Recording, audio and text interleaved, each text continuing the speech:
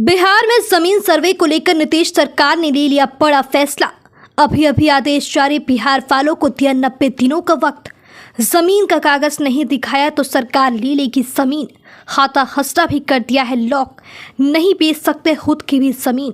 विभाग ने दे दिया है आदेश, सबका हो रहा है जमीन लॉक। अब पूरी खबर विस्तार से बताते चले कि बिहार में विवादित जमीन की खरीद बिक्री पर रोक लग गई है। राज्य सरकार हजारों एकड़ जमीन के खाते और खसरों को लॉक कर दिया है। लॉक होने के बाद जमीन का ट्रांजैक्शन रुक गया है। लैंड सर्वे के दौरान ये कार्रवाई की गई है। राजस्व एवं भूमि सुधार विभाग के अपर मुख्य सचिव दीपक सिंह ने कहा कि वैसे जमीन को लॉक किया है जो विवादित है। सरकार की जमीन किसी दूसरे के कब्जे में है। गैर मजरूआ जमीन की खरीद बिक्री हो रही है। पेपर दिखाने के लिए 90 दिन का समय दिया गया है। बता दें कि विभाग के पास खाता और खसरा को लॉक करने का अधिकार होता है। जमीन को किसी के नाम पर ट्रांसफर या सेल नहीं कर सकते हैं। इसे कोई खरीद भी नहीं सकता है। अगर जालसाजी करके कोई खरीद भी लेता है तो उसका म्यूटेशन नहीं होगा। विभाग के सीएस दीपक सिंह ने बताया कि जमीन लॉक करने का काम जिला स्तर पर किया जा रहा है। जिला स्तरीय समिति आपत्तियों को देख रही है। सिर्फ उन जमीनों पर कार्रवाई की गई है जो पहले के सर्वे में सरकारी था, लेकिन जालसाजों ने उसे किसी तरह से बेच दिया है या उस पर अतिक्रमण कर लिया है। उन्होंने आगे कहा कि विवादित लैंड फॉर मालिकाना हक का दावा करने वालों से पेपर मांगा गया है। जिला स्तरीय कमेटी के पास डॉक्यूमेंट जमा करना होगा। पेपर दिखाने के लिए पर्याप्त समय दिया गया है। 90 दिन के अंदर 3 बार आपत्ति दाखिल करने का मौका दिया गया है। उसके बाद जिला भूमि ट्रिब्यूनल में जा सकते हैं। निपटारा अधिकारी के ऊपर भी एक अपील की व्यवस्था करने की तैयारी है। अगर सही जमीन का खाता खसरा गलती से लॉक हो गया तो उसे अनलॉक किया जाएगा।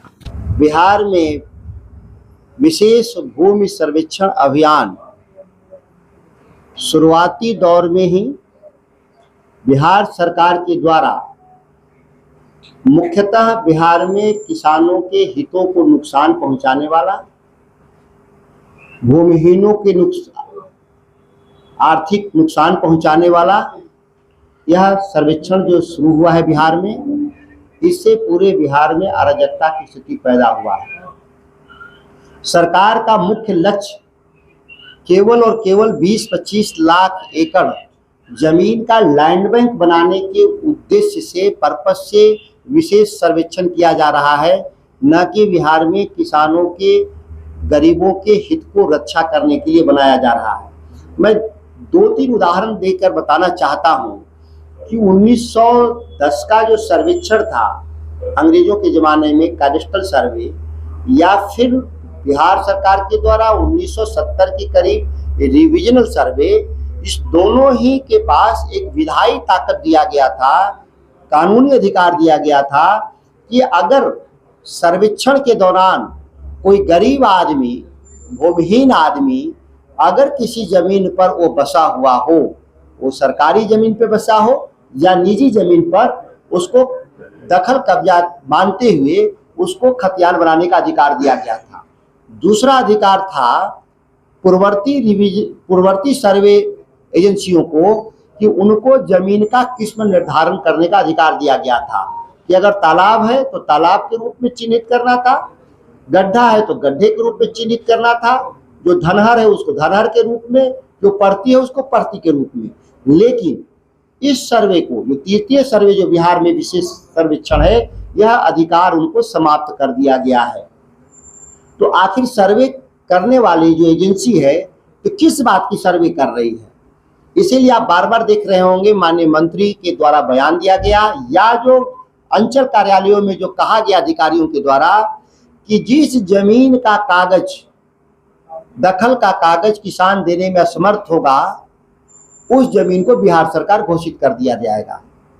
जबकि देश के संविधान में और सुप्रीम कोर्ट के दिए गए निर्णय में संपत्ति को मौलिक अधिकार माना गया।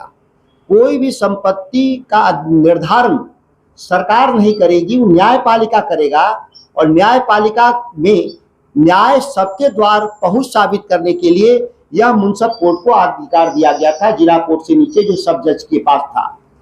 इस कानून में इन्होंने लिखा है कि नहीं, सभी लोगों को जो भी सर्वे से असंतुष्ट होंगे उनको हाई कोर्ट आना होगा। अभी जो जानकारी है, जो 1970 में जो सर्वे से असंतुष्ट थे, आज तक वो हाई कोर्ट में अपील में फंसे हैं 50 साल से। अगर सभी लोग हाई कोर्ट चले आएंगे, 10% भी किसान, बिहार में 1,95,00,000 किसान रजिस्टर्ड हैं।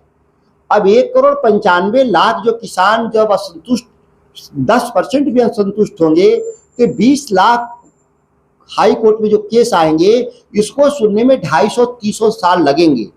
और इस दौरान सरकार संपत्ति को अधिग्रहित कर लेगी आम आदमी से, और वो भूमिहीन की श्रेणी में, गरीबों की श्रेणी में ढकेल दिए जाएंगे वो किसान जिनके पास किसी कारण से कबाला खतियान भूल गया है, जल गया है, या देवका खा गया, या सड़ गया, या संयुक्त परिवार में भाइयों के, बड़े बड़े भाइयों के कब्जे में।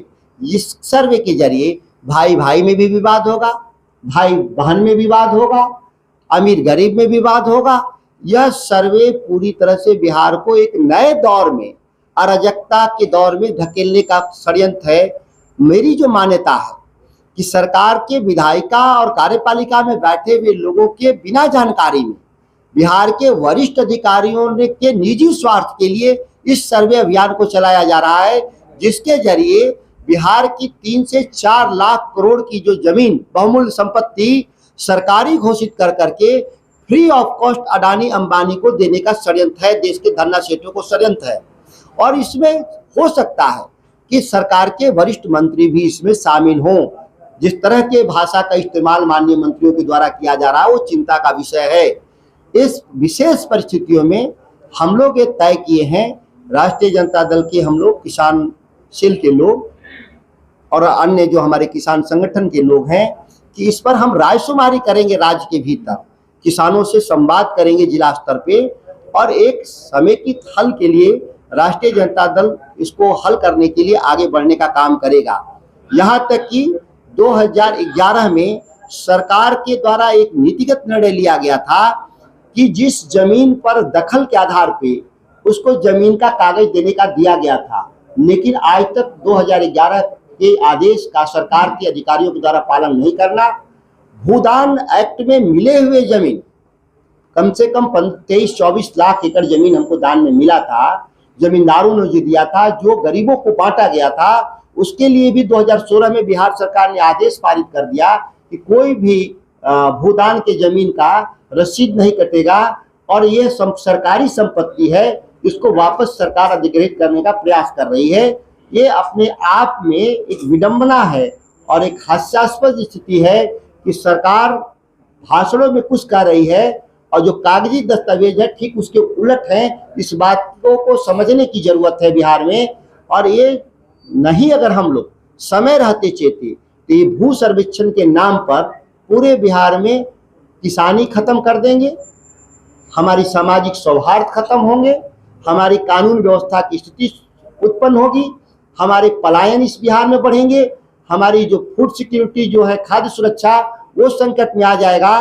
क्योंकि 20-25 लाख एकड़ जमीन को अगर बर्खास्त घोषित कर देंगे बिहार सरकार, उसमें खेती नहीं होगा, और जब खेती नहीं होगा तो लोगों को खाने के लिए अनाज पर्याप्त नहीं मिलेंगे। इस षड्यंत्र को उजागर करने के लिए यह हम लोगों ने आज पटना में बैठक किया है, और जिसका अगला लक्ष्य जिला स्तर पर है।